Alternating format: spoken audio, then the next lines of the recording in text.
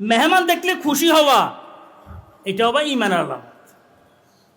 মেহমান দেখলে নারাজ হওয়া ভাগা এটা হচ্ছে হে মেহমানদারি বুঝে নাই, হে মেহমানদারি মনে করছে ওরে আল্লাহ বহুত কিছু খাওয়াইতে হইব, কোথায় পামো, টাকা খরচ করতে হবে। তখন মেহমানদারি তার জন্য কি হয়ে যায়, বোঝা হয়ে যায়। তখন মেহমান বোঝা হয়ে যায়, মেহমান যেন বোঝা না হয়। এটা কিন্তু খুব লক্ষ্য রাখবেন। আমরা একদম সরলে চলে আসি, যা আছে তা, যা কিছু আছে কি তাহা দিয়ে মেহমানদারি।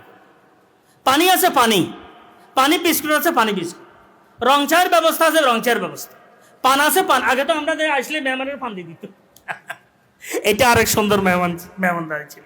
পান, কথা বুঝছেন, পান দিলে বস মেহমান খুব খুশি যে পান খাইতেছে, পান সাবাইতেছে। বুড়া মানে বুড়িয়ে হুড়োদের ঠান্নার সান্নার করে পানের কি পান সিস্ট, বুড়ারাও দিত নিজেও খাইত। বুঝছেন তো কি মজা ছিল। আগে একবারে সরল মেহমানদারি ছিল। চা কোথায় পাবে, রং চা কোথায় পাবে, দুধ চা তো মনে হয় চিনতেও না। রং চা কোনো এই অভিজাত পরিবার হলে সেখানে হয়তো একটু বড় পরিবার হলে এখানে রং চার ব্যবস্থা থাকতো, তাও সাথে থাকতো করই কি চাউল ভাজা, বিস্কুট টিস্কুট বহু কম। আমরা বালুকিয়া দেখছি হজরত রহমতুল্লাহ আলাইকে রং চা খাইতেন, করদি দাঁতে একটা ছিল না। বুঝছেন তো, করদি রং চা খার আর কি মজা নিয়ে নিয়ে খাইতে আসে, এত বড় কাপ একটা খাইতে আসে, করদি রং চা, সাবানি চুবানি নেই। আল্লাহ হজরতের মকাম বলন্দ করেন। বুজুর্গানের দিনদের আসলে কথা বলতে গেলে বহুত বিষয় সামনে চলে আসে, এগুলো দৃশ্যগুলো সামনে আসি যায়। তো মেহমানদারি যত সহজ হয়, মেহমানদারি যত সহজ হয় আমরা ভারী করে ফেলছি। এক সময় হোক্কা ছিল, সবাই খাইতো ঘরের হোক্কা, মেহমান আছে মেহমানের হোক্কা দিছে, কোনো চিন্তা ভাবনা নাই। এরপর পানের ছড়াছড়ি ছিল, প্রত্যেক ঘরে পানের একটা ব্যবস্থা ছিল, বস মেহমান আসছে পান দিছে, কথা বুঝছে।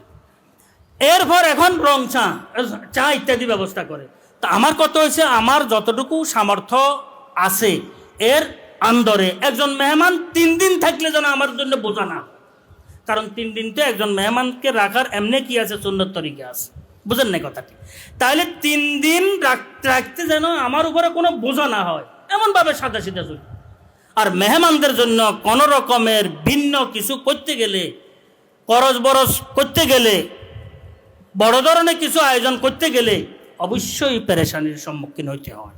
হ্যাঁ, আল্লাহ দিলে অসুবিধা নাই, কিন্তু এক বেলা নয়, কমপক্ষে 3 তিরিখকে কবেলা 9 বেলা মেহমানকে খাওয়াইতে হয়, যেন কোনো রকমের পেরেশানি না হয়।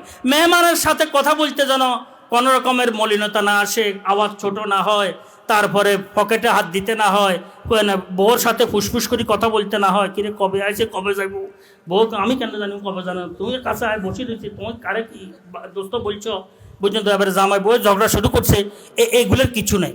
মেহমান মেহমান একদম সিধে সাদা মেহমান। আল্লাহ আমাদেরকে তৌফিক দান করে।